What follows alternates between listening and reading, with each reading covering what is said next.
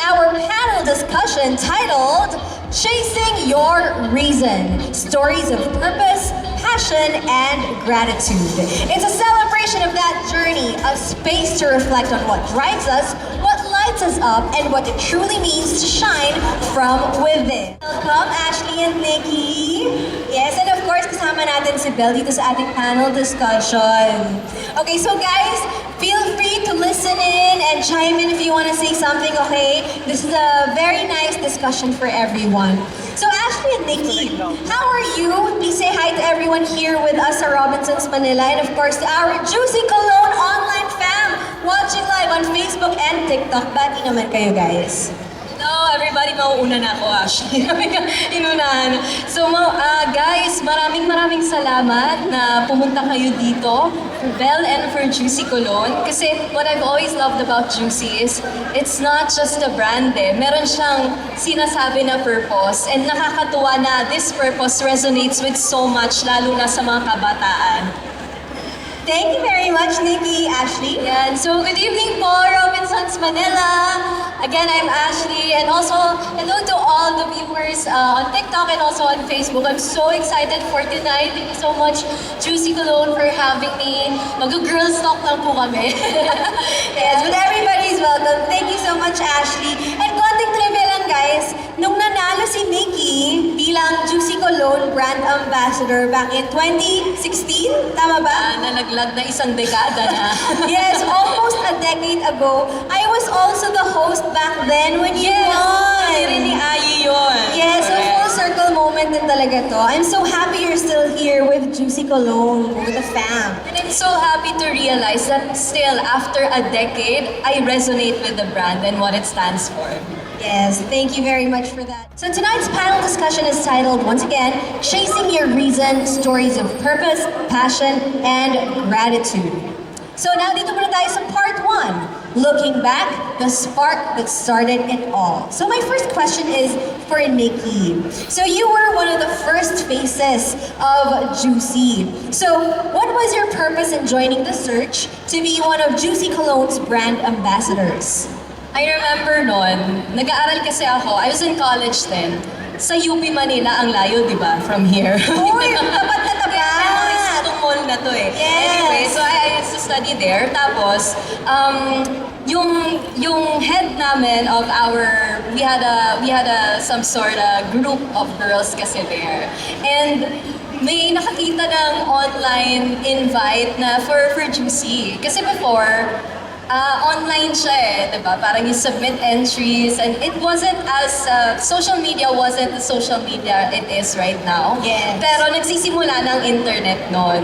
So nakaka-intriga na, oh, may ganito pala. Na parang if you wanna be part of Juicy Cologne and what it stands for, which is spreading sweetness in every sense. Yun ang tagline before, spreading sweetness in every sense. So they were looking for mga girls who had something to show to the world, and lalong-lalo na to spread sweetness. And so, siguro with our yung mga friends ko and me, yun din yung naisip namin. Kasi at some point, di ba lahat naman tayo, parang may gusto tayong i-share sa mundo.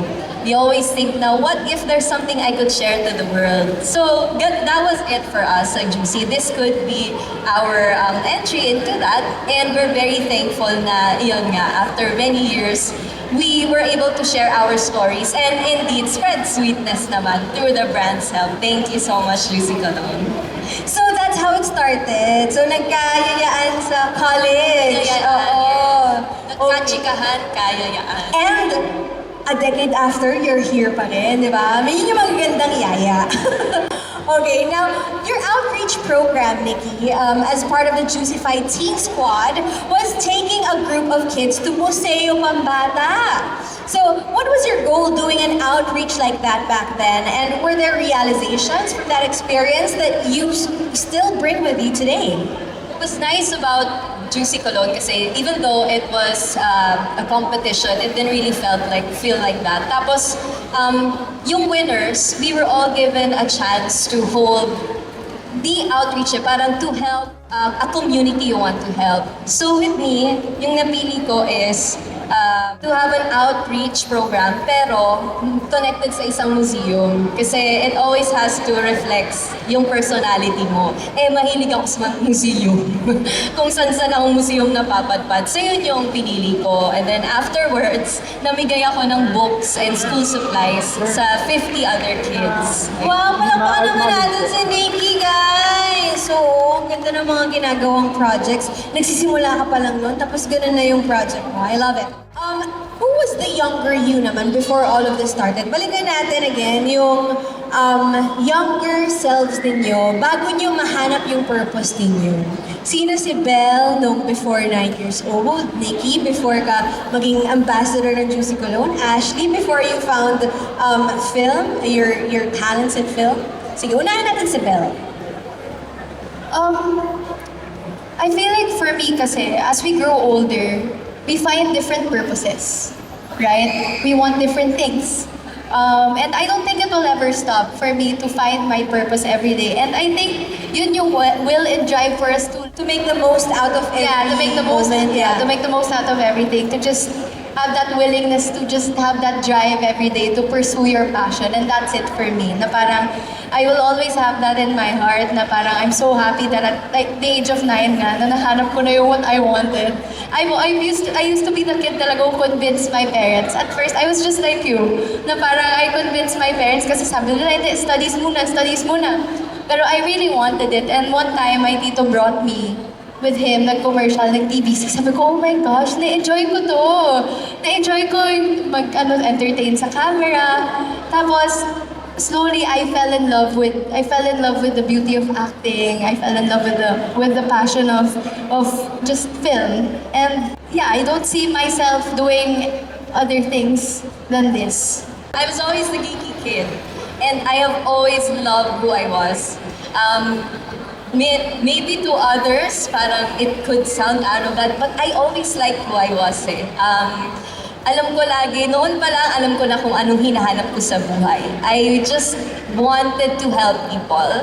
So, even if tumanda ako, nag-iiba man yung paraan ng pagtulong ko, but it's always been just to make the world a better place before I was born in it.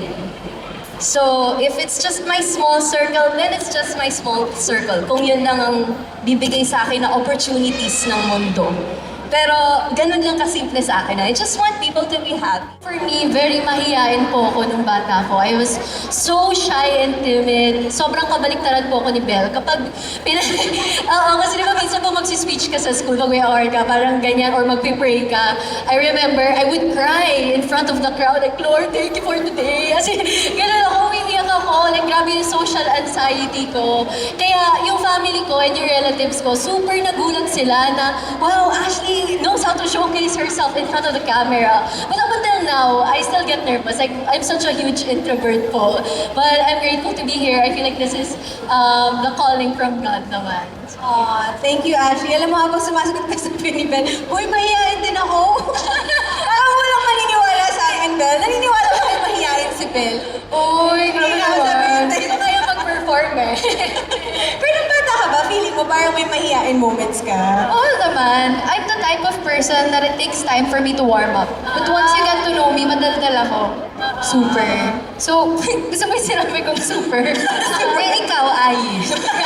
Because naging napasa sa akin. No, but we also want to know, kasi nga sabi nyo nga, ganyan kayo before. So now, with all your Juicy Cologne career moments, how have those helped you, or how have those shaped your confidence and identity now? I've always been a dreamer ever since I was young. Again, I started when I was 9 and I joined the Juicy Cologne family 2023.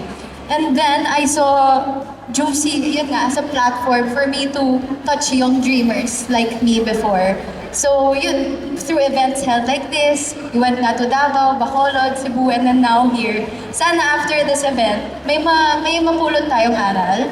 After we feel we believe in ourselves more, you know, we're able to have so much confidence in us that we're able to spread it with everyone and have that lightness and that will shine. And that's yun yung parang naging purpose sa akin ni Juicy. It became a platform for me to just spread self-love, which I really advocate for. Okay, so Nikki, how has your purpose evolved from being a Juicy ambassador to becoming a journalist? So for those who don't know, saan ka mga panood? Nikki, Okay, go ahead. wala po akong day off sa TV5. Monday to Sunday po. On the weekdays, 10:30 a.m. po, Frontline Pilipinas Express. And Frontline Pilipinas Weekend naman po on the weekends. Diba? From a Juicy Cologne ambassador, ngayon newscaster, palakpakan naman natin si Nikki. Very inspiring, di ba? And Siguro- empowering para sa women. Siguro parang ano ba, how do I still embody Juicy? Kasi again, nag-iiba-iba lang tayo ng ways sa hanap ng ating purpose. And for me, siguro swerte ako na I kind of found it agad nung bata pa lang ako. Kasi siguro it's also shaped by the environment I grew up in. Nag-UP din ako. Then for a while, nag-ABS-CBN ako for 5 years.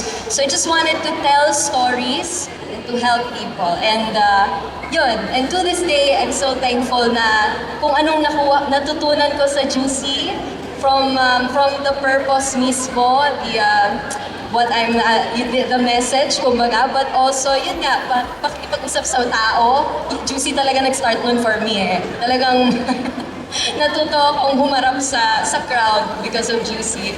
And yun, hanggang ngayon nadadala ko siya. It's all really about connecting with other people and helping other people. Yun talaga yung main goal ni Nikki. And now for Ashley naman, let's talk about that fear and the freedom naman that you got from shifting careers. Kasi nakakatakot yun eh, di ba? Kasi hindi mo alam ano mangyayari. So, what was the scariest but most rewarding part of choosing to become a content creator? I think the scariest part is people don't look at it as a real job. Lalo na nung nag-start ako. Actually, even before I started with content creation, I didn't know na I can earn from it.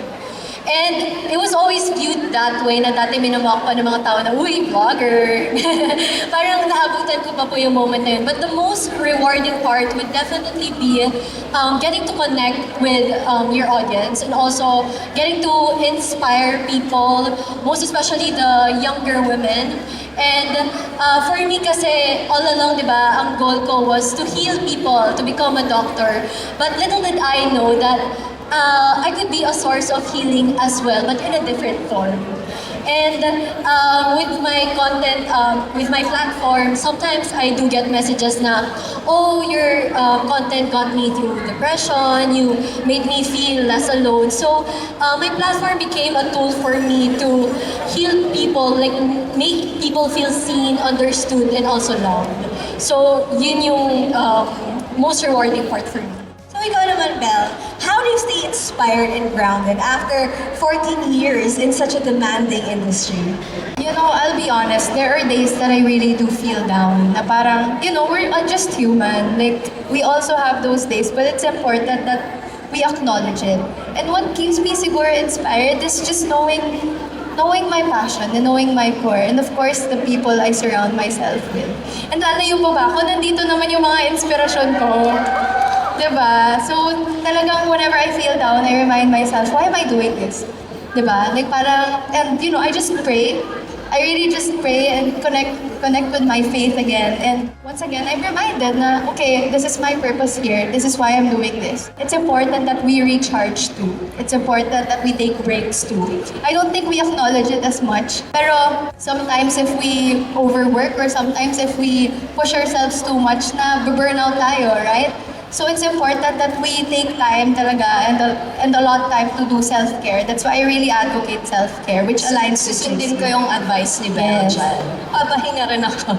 Uy, grabe na.